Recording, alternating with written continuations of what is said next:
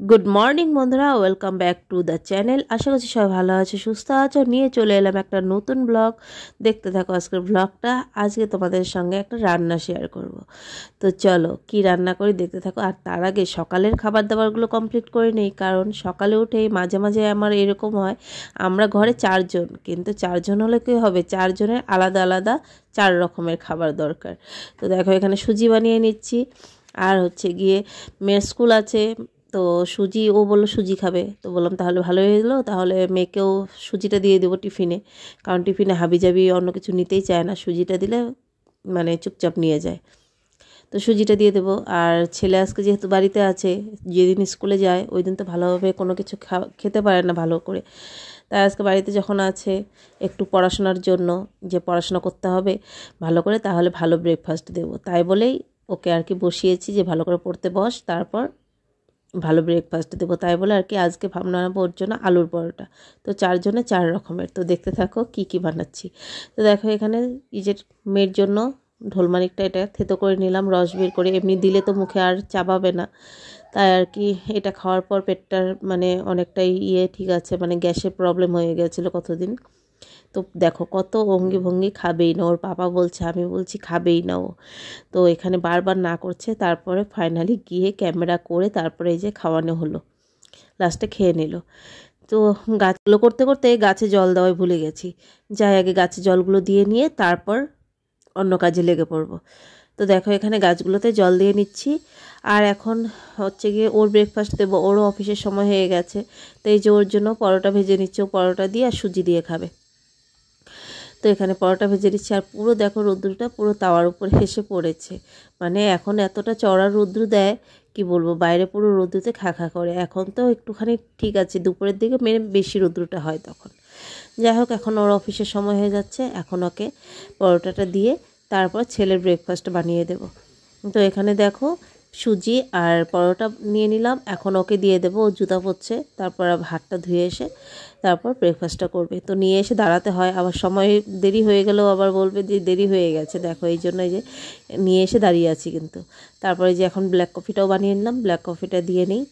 যেদিন 4 জনের 4 রকমের ব্রেকফাস্ট হয় ওই দিন মানে কি বলবো, মুশকিলই হয়ে যায়, কাজের মানে অনেকটাই লেট হয়ে যায়। তো কি করা যাবে, সবাইকে খুশি করতে গেলে তো করতেই হবে। আর এখানে ও যাচ্ছে এখন অফিসে, কি একটা বলছিলাম তাই আর কি হাসছিল। আর আমার যে কী হয়েছে সব শুধু ভুলেই যায়, ওইটাই আর কি পিছন থেকে বলছিলাম যে দিয়েছিলাম নাকি, এটাই আর কি। যাই হোক, এখন আমি আমার জন্য একটুখানি সময় বের করে এখানে জিরে জলটা খেয়ে নিই। তারপরে যে ছেলের আলুর পরোটা বানিয়ে নিচ্ছি। সকালে উঠেই আগে প্রথমে আলুটা সেদ্ধ করে নিয়েছিলাম, জানি আজকে যেহেতু স্কুল বন্ধ আছে বলবে মাম্মা একটু কিছু ভালো ব্রেকফাস্ট দাও, তাই বলে এই যে এখানে আলুর পরোটাটা বানিয়ে নিচ্ছি। আর ওকে ব্রেকফাস্ট দিয়ে যেগুলো কিছু কাজ আছে করে নিয়ে তারপর আসবো দুপুরের রান্নায়। তো চলো দুপুরের রান্নাতে এখানে আজকে বানাবো রাজমা। তো ভাবলাম যে আজকে অন্য কিছুতে শেয়ারই করা হয়, তো আজকে একটুখানি কাশ্মীরি স্টাইলে রাজমাটা তোমাদের সঙ্গে শেয়ার করি। তো দেখো একদম সারা রাত্রি এখানে ভিজেছিল রাজমাটা, মানে রাত্রে ভিজিয়ে রেখেছিলাম শোয়ার আগে, তো সারা রাত্রি ভিজেছে, তো অনেকটাই কিন্তু ফুলে গেছে। তো এখানে দেখো তারপর এখানে ভালো করে ধুয়ে নিচ্ছি, কারণ ভিজে রেখেছিলাম ওইভাবে ধোয়া হয়নি, ধোয়ার পর একটুখানি মানে নোংরা মানে জলগুলো বের হয়। তো এখানে ধুয়ে নিয়ে তারপর দেব কুকারে সিটি দিতে, কারণ রাজমাটা একটু সিদ্ধ যদি ভালো করে না হয় না, খেতেও কিন্তু ভালো লাগবে না। তো এখানে কুকারটা নিয়ে নিলাম, আর এখন এখানে দিয়ে দেব সেদ্ধ। তো আমি 6টার থেকে 7টা মানে সিটি দিয়ে নেই, কারণ ভালো করে একটু যদি সেদ্ধ না হয় তখন কিন্তু খেতে ভালো লাগবে না। তো এটার মধ্যে পরিমাণ মতো নুন দিয়ে দেবো, যাতে রাজমার ভিতরে নুনটা ঢুকে যায়, খেতেও ভালো লাগে। তো দিয়ে এখন প্রেশারের ঢাকনাটা আটকিয়ে দিয়ে গ্যাসটা জ্বালিয়ে দেব, দিয়ে বসিয়ে দিয়ে যতটুকু কাজ আছে ওগুলোকেও আমি কমপ্লিট করে নেব। তো এখানে বসিয়ে দিলাম, এখন আস্তে এইটা সিটি পড়তে পড়তে কিছু একটা কাজ আমি ওখানে করে নিই।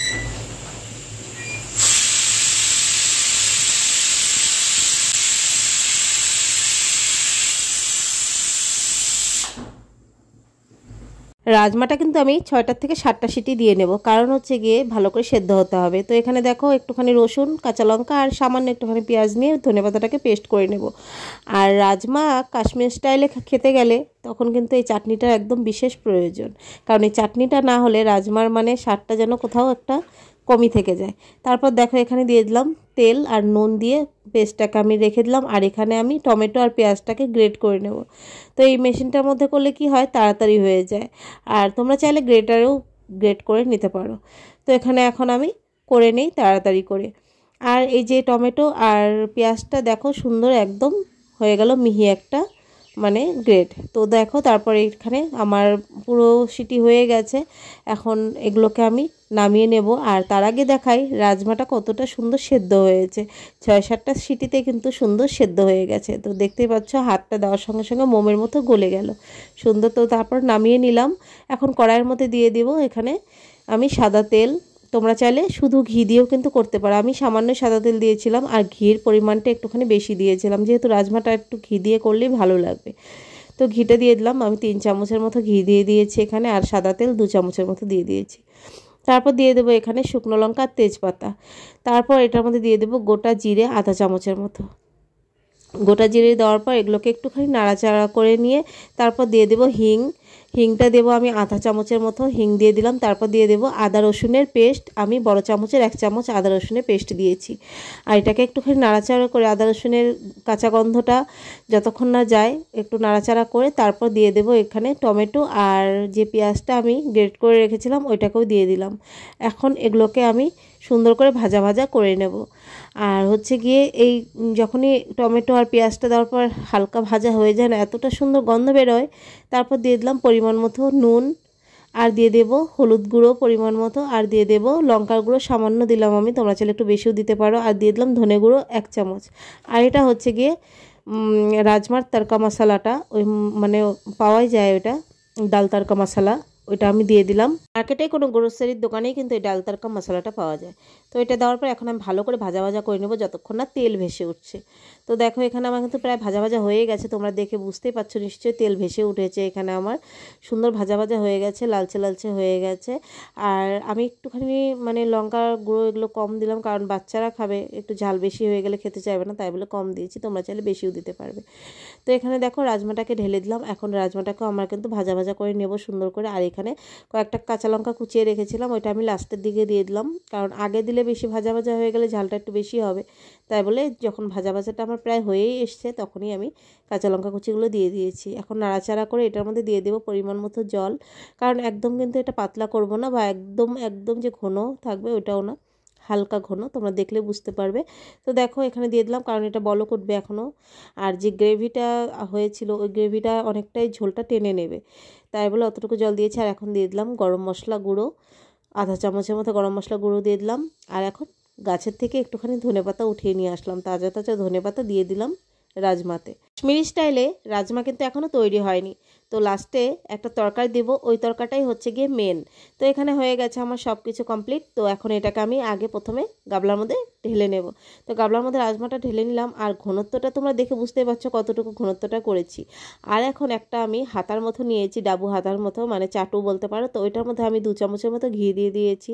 তোমরা চাইলে কিন্তু মানে কাশ্মীর লঙ্কার যে গুঁড়ো হয় ওইটা একটুখানি ঘিয়ের মধ্যে দিয়ে দিতে পারো কালারের জন্য, তো আমি দেইনি। কারণ ঘিয়ের মধ্যে দিয়ে দেবো 2টো শুকনো লঙ্কা। শুকনো লঙ্কাটাকে মানে দেওয়ার পরে এখানে যাতে বেরিয়ে থাকে শুকনো লঙ্কা দুটো, যাতে দেখো কিসের জন্য এখানে আগুনের মধ্যে দিয়েছি, আর একটা সাইডে কিন্তু পুরো শুকনো লঙ্কাটা পুড়ে গেছে আর আগুন ধরে গেছে। এই ধোঁয়াটাই কিন্তু রাজমা আর যে তরকারিটা লাগাবো তার কিন্তু টেস্টটাকে আরও দ্বিগুণ করে তুলবে। তো দেখো এখানে দেওয়ার সঙ্গে সঙ্গে পুরো বলক উঠে গেছে, ধোঁয়া উঠে গেছে। ধোঁয়াটার সঙ্গে সঙ্গে আটকে দিতে হবে কিছু একটা দিয়ে, চাপা দিয়ে, যাতে রাজমাটার মধ্যে ছড়িয়ে আরও রাজমাটার টেস্টটাকে আরও বাড়িয়ে দেয়।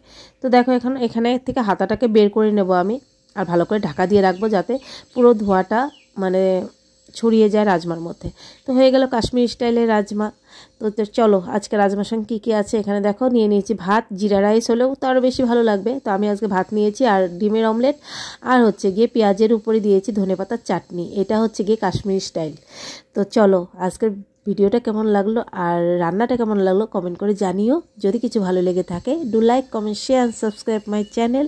আজকের মতো সবাইকে